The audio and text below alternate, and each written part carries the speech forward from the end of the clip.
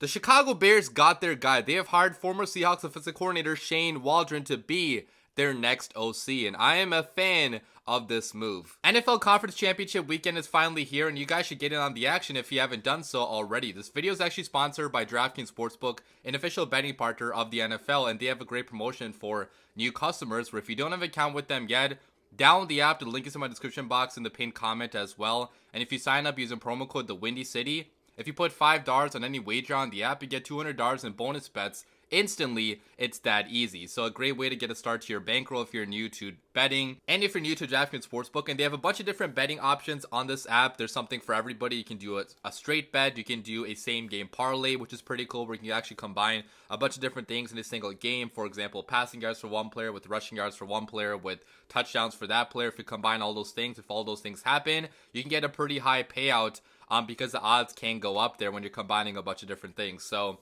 that's a fun way to use DraftKings Sportsbook. But if you already have an account with them, like I do, they have something for you guys as well. It's called No Sweat Bets, which is basically where you put a same game parlay or same game parlay X bet, and you actually get your money back in the form of a bonus bet if your bet does end up losing. Now, max award limits do apply for that, so keep that in mind, but a pretty cool promotion to take advantage of if you already have DraftKings Sportsbook. And lastly, if DraftKings Sportsbook or sports betting is not available in your state just yet, no problem, because they have DraftKings Daily Fantasy, which is also a pretty cool app where you have the chance to win cash prizes. So download the app, guys. Link is in my description box in the pinned comment as well. If you sign up using promo code DaWindyCity, put $5 on any wager on the app, you get $200 in bonus bets instantly, only on DraftKings Sportsbook.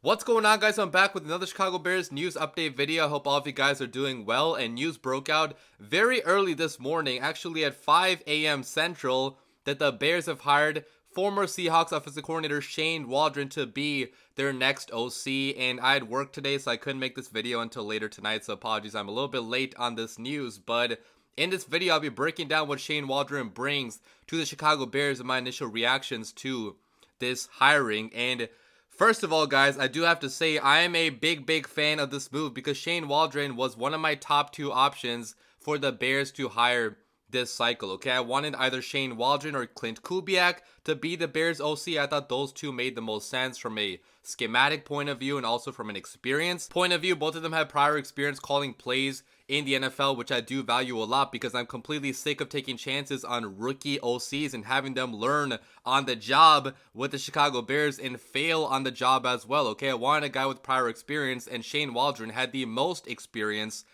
besides for Greg Olsen in this cycle, but I think that Shane Waldron obviously is a better candidate than Greg Olsen is just because of his recent success with the Seahawks. And Greg Olsen was there as well, obviously as the QB coach, but Shane Waldron was the OC, the main guy in charge of the offense, and he helped revive the career of a former bust Geno Smith. Before that, he worked with the Los Angeles Rams, worked with Sean McVay, one of the best coaches in the NFL, learned from him. He also worked with Bill Belichick early on in his NFL career as a coach. So this guy's worked with a lot of really good coaches, has learned from a lot of really good people, and he's going to bring a lot to the table for the Chicago Bears. And the Bears are so damn lucky that he was available and that he also wanted to come to the Chicago Bears, okay? Because the only reason why this guy was even available was because Pete Carroll stepped down as head coach. Okay, this guy was not fired from his job like oftentimes is the case for former OCs. Okay, if you want a guy with experience, that guy probably was fired. That's probably why he was available. But in this case, Shane Waldron is available because Pete Carroll stepped down as head coach and the staff under him was free to seek jobs elsewhere. So the Bears got one of the hottest names in this cycle. He was a head coaching candidate not too long ago. He could be another head coaching candidate again as soon as next year if he does a good job with the Bears, which kind of sucks. We may lose him. But focusing on the present right now, the Bears got a very big name, and they usually do not get the big names. Okay, usually we have to go after a unproven guy like a Luke Getsy. I thought that may have to be the case again this time because Eberflus, his job could be on the line if he does not win enough games next year. He's kind of maybe a lame duck head coach in some regards, if he does not win because he's going to be entering year 3. But the Bears still got one of the best names, which I'm really impressed, about. And I think a big reason for that has to be the intrigue of the number 1 overall pick. Okay, either trading back and getting an absolute haul to help out Justin Fields or selecting one of the better quarterback prospects we have seen in a couple of years in Caleb Williams. That's going to excite a lot of OCs, and it clearly did excite Shane Waldron. So let me break down his history and what he brings schematically that's going to be different than what Luke Getsy ran here in Chicago. Obviously, Shane Waldron still runs the same system, the wide zone Shanahan system that Luke Getsy attempted to run here, but he was much more successful at running that in Seattle. And I think there's some clear differences that we do have to highlight in their schemes and their play calling tendencies. So let's get into it. So Shane Waldron is 44 years old. He started coaching back in 2005 in college football at Notre Dame as a graduate assistant. He moved on to the NFL in 2008 to the Patriots to be an offensive quality control coach, working with legendary head coach Bill Belichick. He got a promotion in 2009 to being a tight ends coach. After that, he went to the UFL, the United Football League, a different, football league, where he coached for the Hartford Colonials, being the receivers coach there. Then he went to Buckingham Brown and Nichols School, which I looked it up, and apparently it's a school for kids from kindergarten to 12th grade. So he coached up some kids there as the OC, and after that he went back to college to UMass in 2012 to be the tight ends coach. Also spent some time there as the offensive line coach, so working with a couple different position groups there. Then he went back to the NFL in 2016 to the Washington Redskins, working under head coach Jay Gruden and offensive coordinator Sean McVay to be the offensive quality control coach. Then Sean McVay gets a job with the Rams in 2017, so Shane Waldron follows him to the Rams to be the tight ends coach for Sean McVay. He gets promoted eventually to being the passing game coordinator, holds the same role there for a couple years, also was the quarterbacks coach in 2019, and then finally he gets a promotion to being OC with the Seattle Seahawks in 2021, where he held that job for 3 years until getting hired by the Chicago Bears to be their next OC. So a pretty expansive history here, guys. Like, he has been coaching for almost 20 years now in the game of football at various levels, at various places, and various schemes with a bunch of different styles of coaches. He's worked with legendary guys like Bill Belichick. Back in 2008, he worked with Sean McVay, obviously, for many years. He worked with Pete Carroll, another very respected coach, one of the greatest coaches in Seattle Seahawks history. So he's had the chance to learn from a lot of different people, which I do really appreciate, because having the chance to work with people that have different viewpoints, have many different ways of thinking about the game of football, gives you an open mind yourself. And as an OC, you have to have an open mind. You have to be able to change things if they are not working, and working with so many different people gives you a higher chance of doing that, okay? Because you're exposed to many different schools of thought on the game of football. And I do like that he's worked with successful people too, like a Bill Belichick, like a Sean McVay, like a Pete Carroll. And looking at the quarterbacks he's worked with many different types of quarterbacks too, which again is a big positive, because right now we don't know who the quarterback is going to be in 2024 for the Chicago Bears. Okay, as much as some people want to say it's definitely going to be Fields, it's definitely going to be Caleb, we do not know at this point in time, and I don't think Poles even knows at this point in time what he exactly wants to do. So getting an OC that's worked with different types of quarterbacks. He's worked with a traditional pocket passer in Jared Goff with the LA Rams. He's worked with a mobile deep passer in a Russell Wilson in his first year in Seattle. He's worked with another traditional pocket passer that can also move more than Jared Goff can in a Geno Smith, helped revive his career. So he's worked with, many different types of quarterbacks. So I think he could work with maybe a Justin Fields, who's a dynamic athlete that can throw a fantastic deep ball, but has some struggles in the intermediate to short part of the field, kind of like Russell Wilson. Or he could still work with, a Caleb Williams, who has fantastic deep ball throwing abilities, really talented as a thrower of the football, but also is pretty mobile. Or he could still work with the Drake May, who is a traditional pocket passer, because he worked with one in Jared Goff. And obviously Drake May is faster than Jared Goff is. But the point I'm trying to make is that he can work with many different styles of quarterback. He's not married to one certain type of quarterback, which is a very important trait to have as an OC, in my opinion. Okay, you have to make the scheme work around the quarterback, not the other way around. So I really do like the wide range of experiences he's had coaching football. But let's run through some numbers. Okay, how good actually was his offense when he was the OC with the Seattle Seahawks? And 2022 was his best year by far. The Seattle Seahawks had a top 10 offense in all categories that year. 2021 and 2023 were not as good, but if you look at the totality of his time with the Seattle Seahawks, the numbers still are pretty damn good, okay? Shout out to Brad Spielberger on Twitter for these stats, but the Seahawks offense in the last 3 years under Shane Waldron ranks 12th in EPA per play, which EPA per play, by the way, is an advanced metric that measures the expected points added per play, a good measure of efficiency for your offense, so they ranked top half of the league there.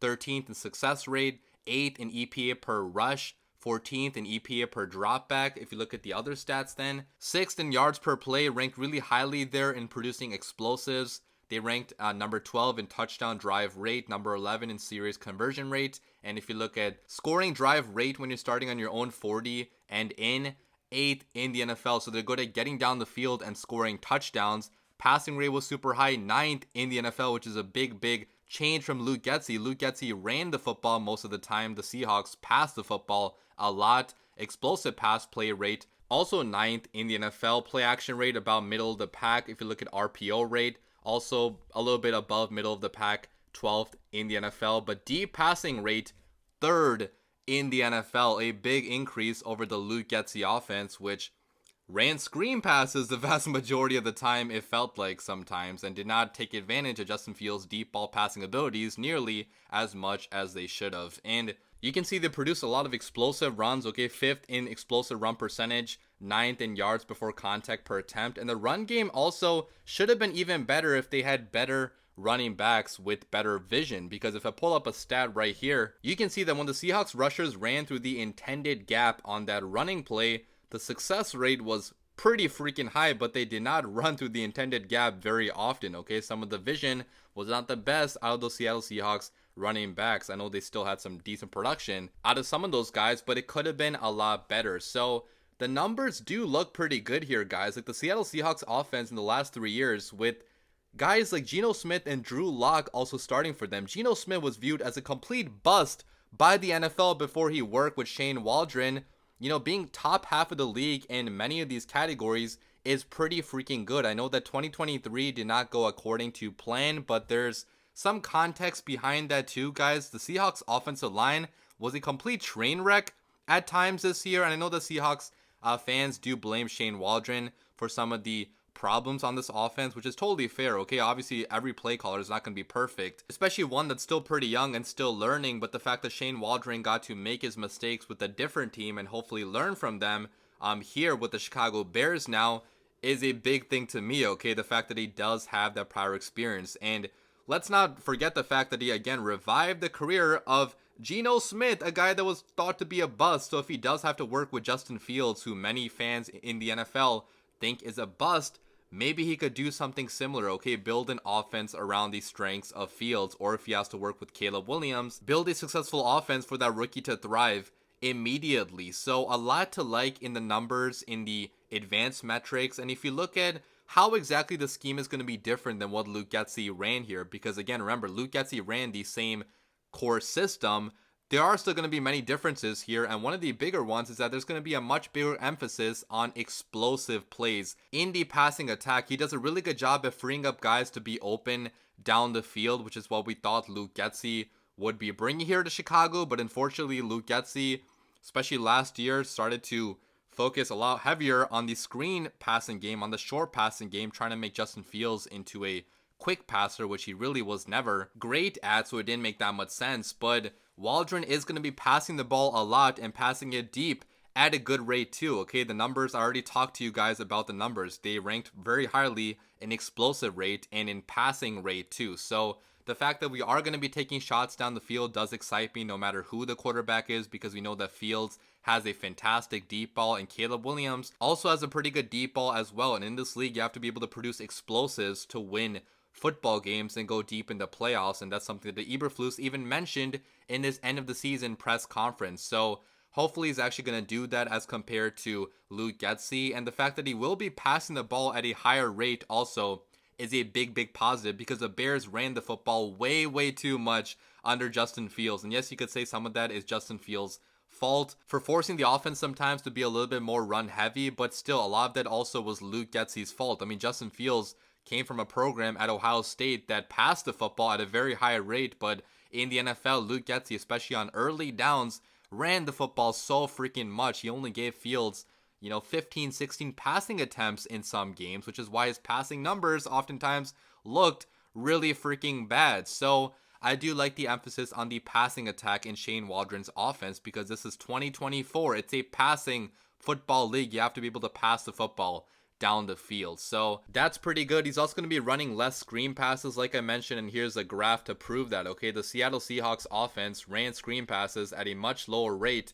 than the Bears did and still succeeded at a higher rate than the Bears did on their screen passes. So, a little bit less of a emphasis on the screen passing game. You can see the Seahawks are actually below average in screen calls, but still had a pretty successful screen game, which is how it should be. You should not be calling screen passes every other play and make it so predictable to the opposing defense. So I do like the lesser emphasis on the horizontal screen game. But one thing Waldron will be doing more of is pre-snap motion. You guys can see here, according to the numbers, the Seahawks ranked 6th in the NFL in pre-snap motion at 27.7% of their plays, and the Bears ranked 14th at only 19% of the plays. And even the Bears ranked still top half of the league, but there is a big difference between 27.7% and 19.3% when you guys know in the NFL, like every play does matter. So, being more creative behind the line of scrimmage and confusing defenses more by using that pre-snap motion, I think is a positive if you can pull it off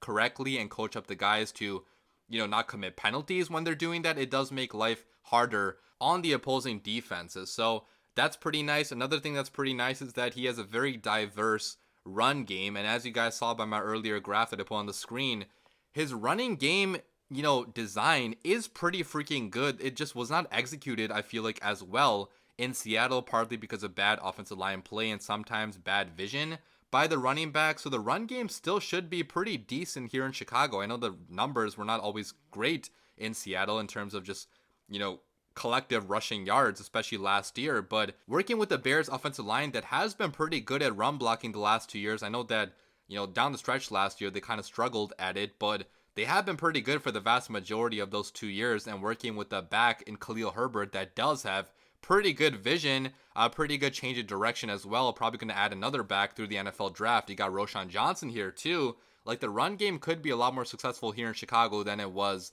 in Seattle because of the personnel. So run game should be pretty solid. Another thing to point out is that his success in 12 personnel was pretty good. They did not run 12 personnel as often as some other teams. They were 14th in usage rate, so about, middle of the league, but they were 3rd in success rate. So, it kind of makes you wonder, could the Bears potentially go after a Brock Bowers at number 9, even though you have a Cole Kmet, because they have been so successful in 12 personnel, with Shane Waldron. I know they use a lot of 11 personnel as well, with the crazy receivers that they have there on the football field in Seattle, but it is just something to point out that they have been pretty successful under Shane Waldron in that 12 personnel for various reasons. And then finally, one last thing I do want to point out is that his success in working with quarterbacks that previously had long time to throws is something you have to bring up as well, because with both Geno Smith and Russell Wilson, Shane Waldron got them to quicken their time to throw pretty significantly. So you guys can see, according to the stats provided by Kari Thompson,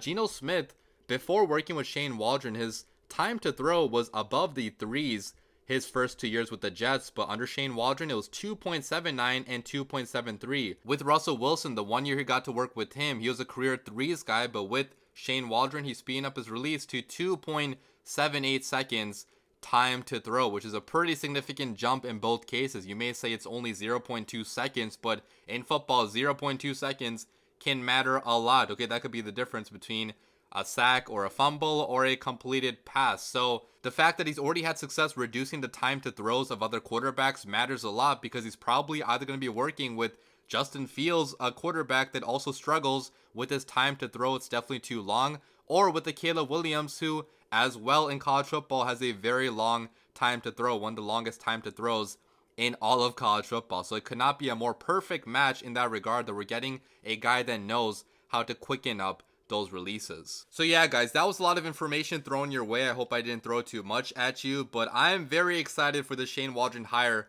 for all those reasons. And yes, I know that before he does anything, we can't be too hyped up, because time and time again, the Bears, seemingly have made a move that excites the fan base, but when the games actually start, it all crumbles. But I do think this time could be different because he actually has prior successes as an OC in this league. Okay, Luke Getsy was a complete unknown. He had never called plays in the NFL, so I'm so happy we finally do not have a rookie play caller. We have a guy that kind of knows what he's doing, has some successes with the many different types of quarterbacks. And I do like that we're staying in the same scheme here, the wide zone system, because I don't want the entire offense to learn a completely brand new playbook. Okay, the scheme is pretty successful in the NFL. Like almost half of the NFL now runs the Shanahan wide zone scheme. Obviously, some have much more success at running it because the play caller matters. It's not only the scheme, it matters how you sequence the plays, when you call the plays, how you teach those plays to your players. All those things matter, and Luke Getsy was not good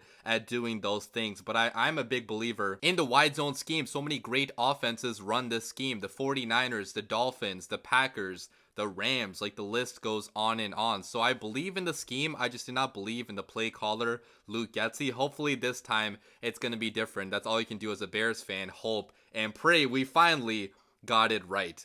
Leave your comments down below. What do you guys think about this hire? There's going to be more hires to come. We still have to fill in the QB coach, the receivers coach, the defensive coordinator spot as well. I have not even talked about the defense at all, but that's going to be an important hire to fill in as well because Alan Williams obviously left the team early last year. But yeah, really happy about this hire. Leave your comments down below. As always, bear down.